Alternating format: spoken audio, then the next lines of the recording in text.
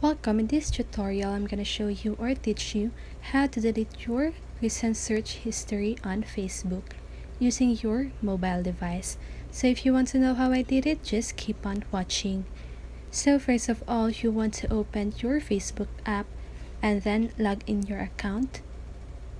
And once you've done that, you want to click on this search button on the upper part of your screen beside the messenger icon. And then after that, you can see all of your recent searches. So you can delete this individually by clicking the X button on the right part of your recent search.